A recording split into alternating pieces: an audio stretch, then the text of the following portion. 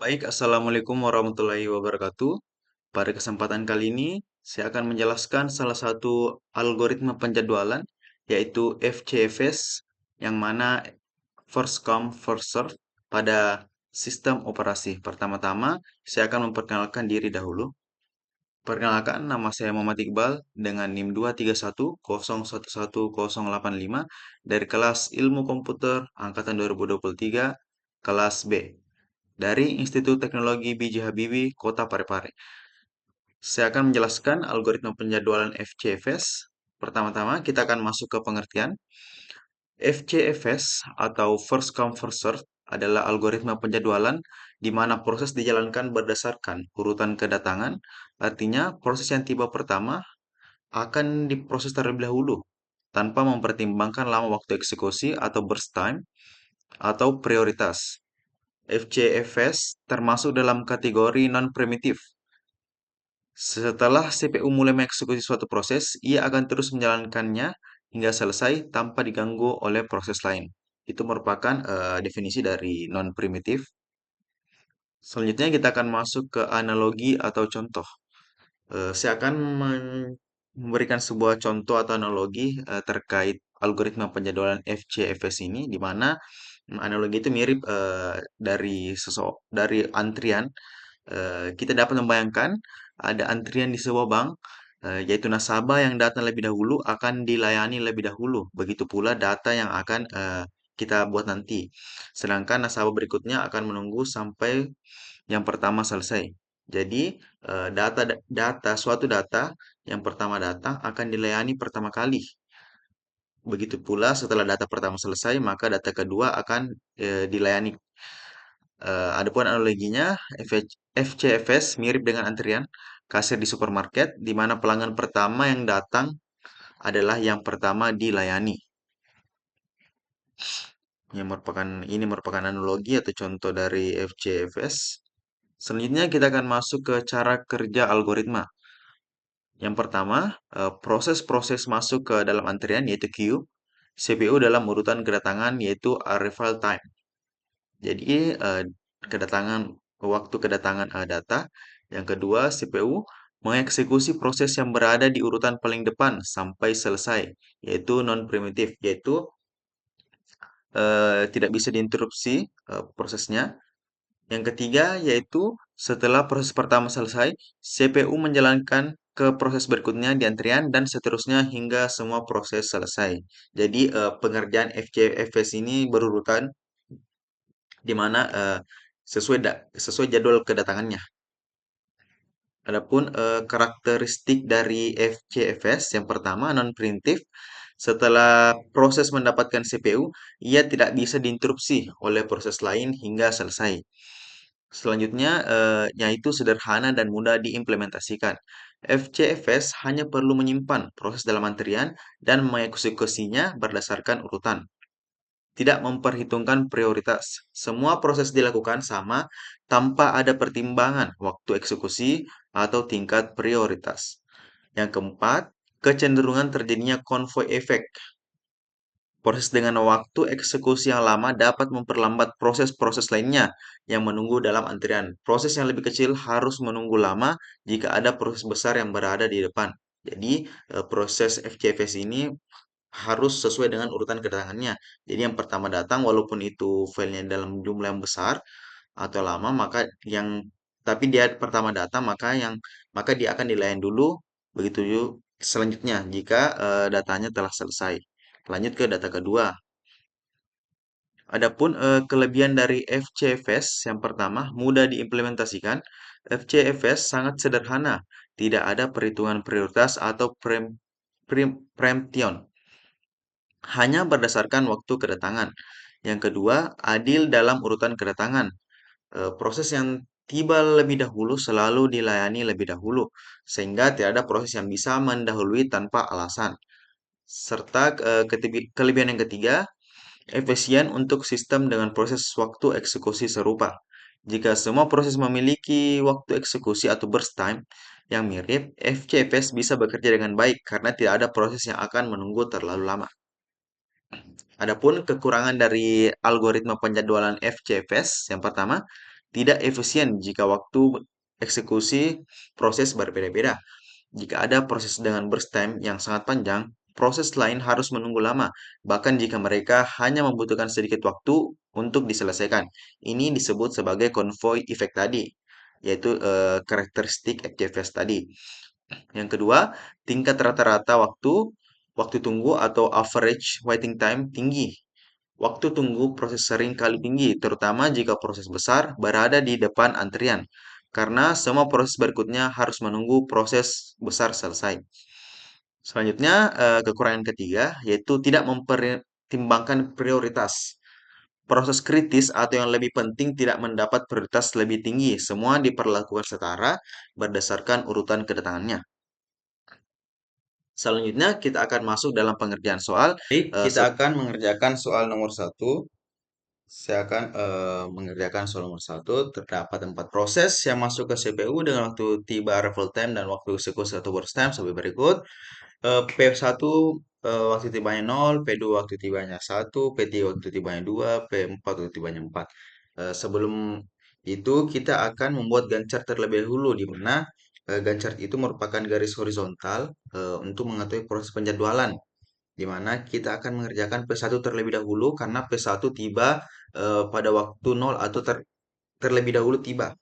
Jadi 0 itu P1 di mana waktu eksekusi yang dibutuhkan adalah sebanyak 6. Jadi kita menambahnya 6 mulai dari 0, 1, 2, 3, 4, 5, 6. Jadi P1 berakhir dieksekusi pada waktu ke-6. Nah, selanjutnya kita melihat lagi P2. P2 waktu tibanya adalah 1. Jadi P2 sudah ready pada 1, namun belum dieksekusi karena P1 dulu yang dieksekusi karena waktu tiba di luar. Di mana FCFS sendiri itu first come first serve. Jadi yang pertama kali datang pertama kali dilayani. Selanjutnya kita mencari P2. Pada gancar ini P2 waktu eksekusi P2 kita dapat melihatnya di soal yaitu 3. Jadi kita menambahkannya karena memulai dari 6, kita menambahkannya 3 jadi 7, 8, 9.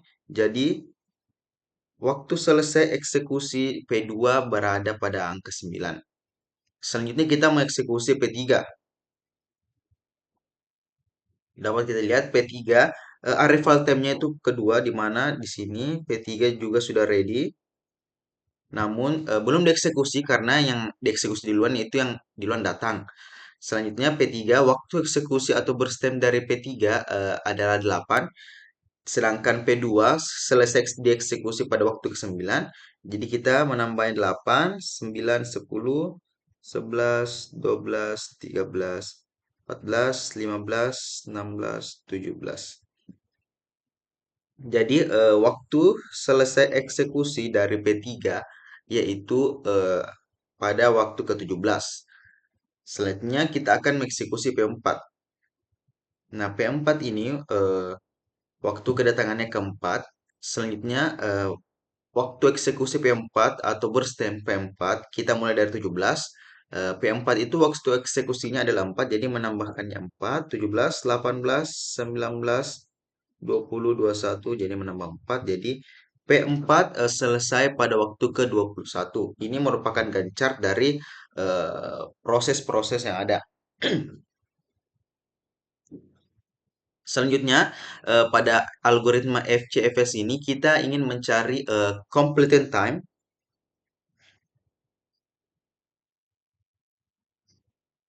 Completion time. eh, Selanjutnya kita ingin mencari turnaround time. TAT, CT, dan kita ingin mencari waiting time atau WT. Maaf jika tulisan jelek. Di mana turnaround time ini kita ingin juga mencari rata-rata dan mencari rata-rata waiting time sendiri. Pertama, kita ingin mencari completion time atau current time. Di mana completion time dari P1 kita dapat melihatnya di ganchart itu selesai atau completing time P1 itu selesai pada waktu ke-6. 6, P2, 9, P3 selesai atau completing time atau current time-nya berada pada angka 17. P3 17 dan P4 21. Selanjutnya kita mencari turnaround time, di mana kita dapat melihat di rumus tadi turnaround time. Jadi current time dikurangi dengan arrival time. Jadi current time yang sudah kita dapatkan tadi dikurangi dengan arrival time. Kita dapat tulis sini. CT dikurangi arrival time. Jadi kita langsung saja P1 completion time-nya atau waktu selesai adalah 6, sedangkan arrival time-nya adalah 0. Jadi dikurangi 6 dikurang 0 sama dengan 6. P2 completion time-nya adalah 9 dan arrival time-nya adalah 1. Jadi 9 dikurang 1 sama dengan 8.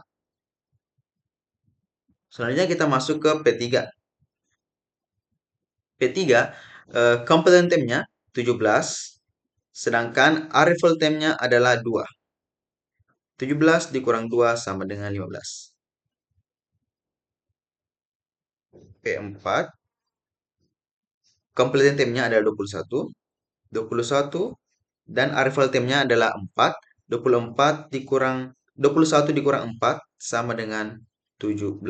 Jadi ini merupakan turnaround time seluruh proses-proses dari P1, P2, P3 dan P4. Setelah menentukan turnaround time dan current time, kita masuk mencari waiting time atau waktu tunggu proses dieksekusi. Di mana untuk mencarinya ini kita mengurangi dari waktu eksekusi, waktu dimulainya eksekusi dikurangi dengan burst time. Jadi P1 waktu mulai dieksekusinya itu adalah 0.